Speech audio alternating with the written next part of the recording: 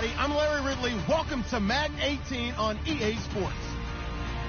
Anticipation is mounting for today's game, and we've got two quarterbacks looking to make an impact. It's Manning's Giants going up against Breeze's Saints. First opened back in 1975. There's a look inside the iconic Mercedes-Benz Superdome in downtown New Orleans. This is what it looked like just a moment ago in the heart of New Orleans. Folks, there's no place for this noise to go in the Superdome. It is loud, and these fans are ready for football as their Saints get ready to do battle with Eli Manning and the New York Giants.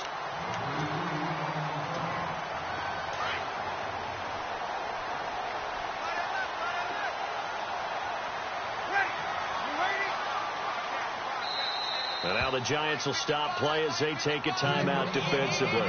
They'll have 2 remaining as we step aside here in this first quarter.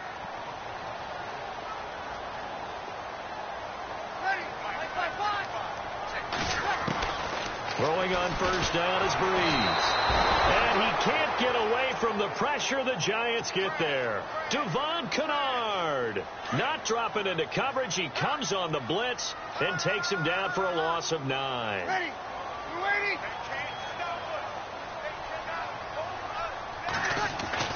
On second down, here's Breeze. Oh, the pressure too great, and he goes down once more. Devon Kennard in there again as he's able to pick up sacks on both first and second down. 3rd and long now after the sack of Breeze, and the Saints up against it here. From the gun, it's Breeze. He's got his man. It's Brandon Coleman. 30, 20, 10. Touchdown, New Orleans. Brandon Coleman, 79 yards. And the Saints have taken the early lead. Coming into the year, Breeze 465 touchdown passes. Add another one to the total. You know, it's funny. I just talked with his college head coach, and he told me that when Drew was a sophomore at Purdue, they weren't sure he was truly the starter, even though he started the opening game. He made a play early in that one where the coach got on the headset and told the rest of the staff, well, fellas, we found our quarterback. Now we got to make sure we find the rest of our team. Breeze hasn't looked back since.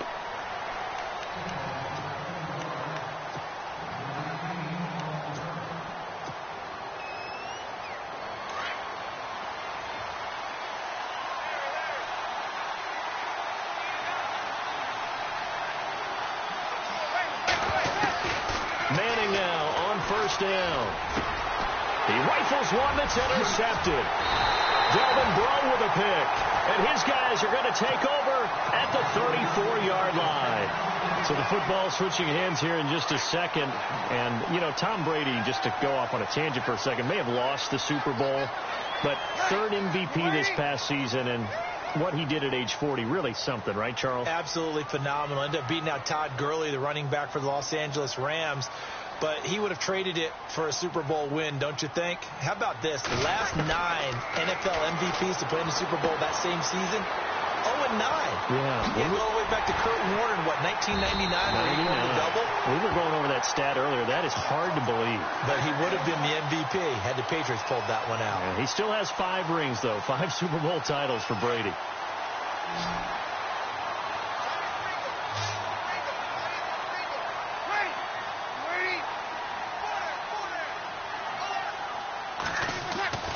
Breeze going to throw. This will be caught at about the 5. And the stop will come inside the 5 at the 4. He'll get only 2 there, and it's 2nd and goal. And the big guy catches the ball out of the backfield, and oftentimes it's quite a surprise to the guys playing defense because not ordinarily thought as a pass catcher, it often works when they decide to dial it up.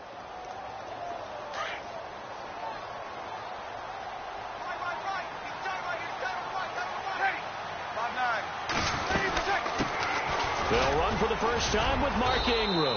And he'll be stopped about a yard shy of the goal line after a pickup of about 3. So now things get interesting on 3rd and goal from the 1. This almost becomes a Darwinian call, doesn't it? Almost survival of the fittest here. I know we can go all cliche. I'll go ahead and do it. Who wants it more here? Who has a better leverage at the line of scrimmage? Let's go and see what happens.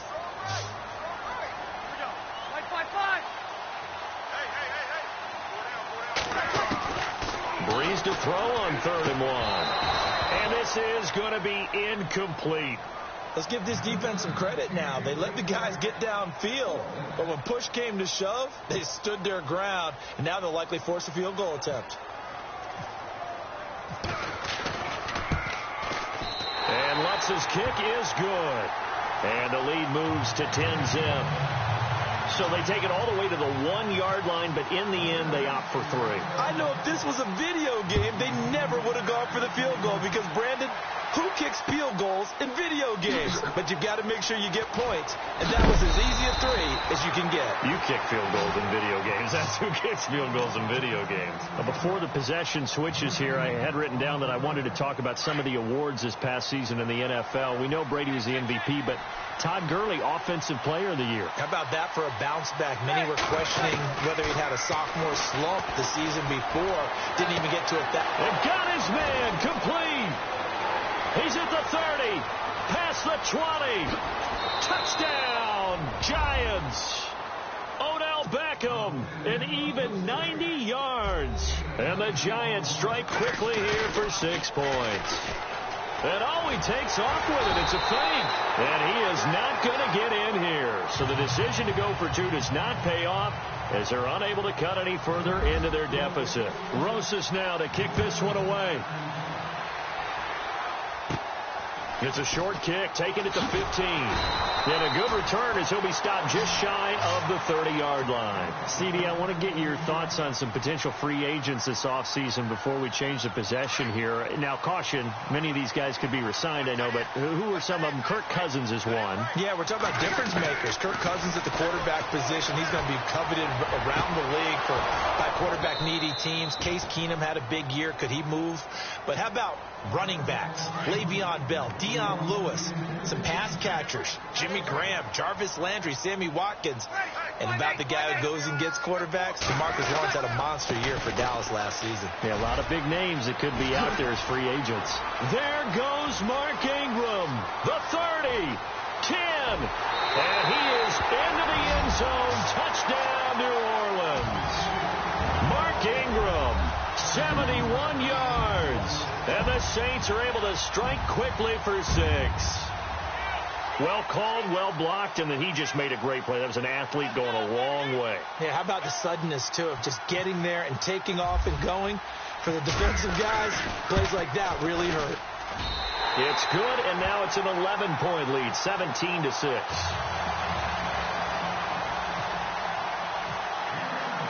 Morstead, the punter, out to kick it off. That'll be taken in the end zone. And he will be brought down here at about the 17-yard line. For the New York Giants, as their offense comes back out there, last year 3-13, and that was off from just a year being a playoff team at 11-5. They were 31st in total points, 31st in overall defense, so a lot of changes need to take place. They certainly do, and frankly, the 11-5 season masked the changes that are coming now. And he's hit and taken down. Eli sacked. Alex Anzalone coming hard on the blitz. He dumps him for a loss of 8.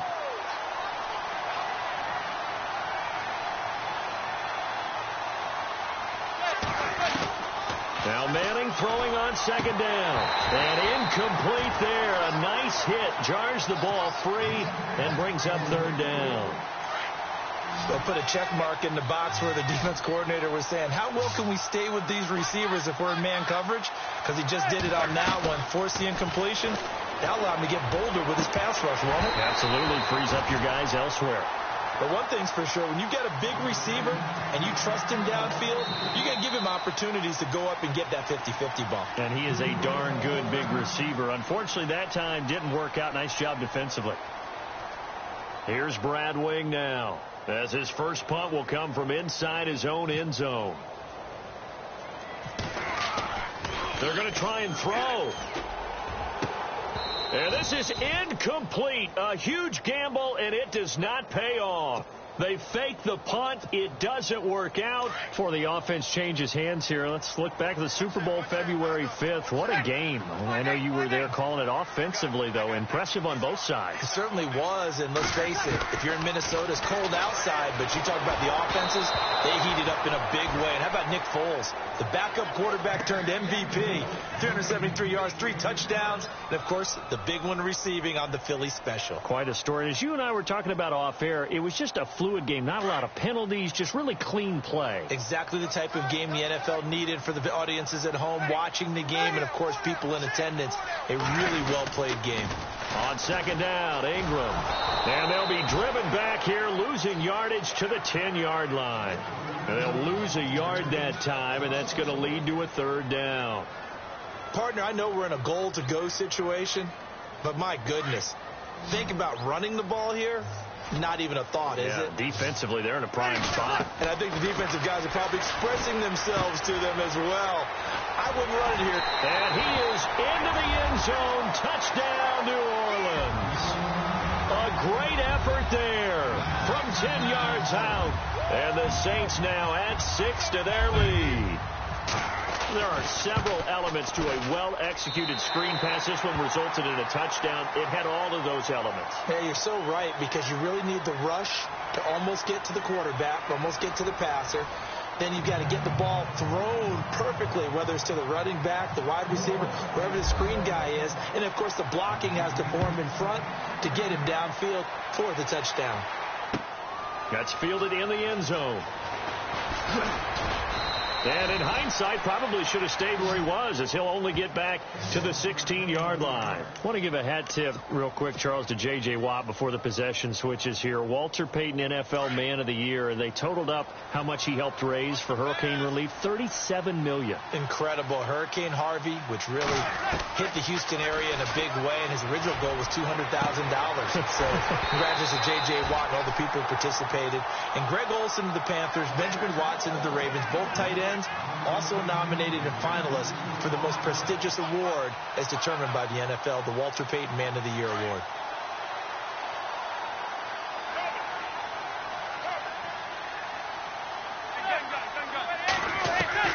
Back to the air on second down. It's Manning. He'll let it go deep for Beckham. So the long attempt falls innocently to the ground, and it brings up third.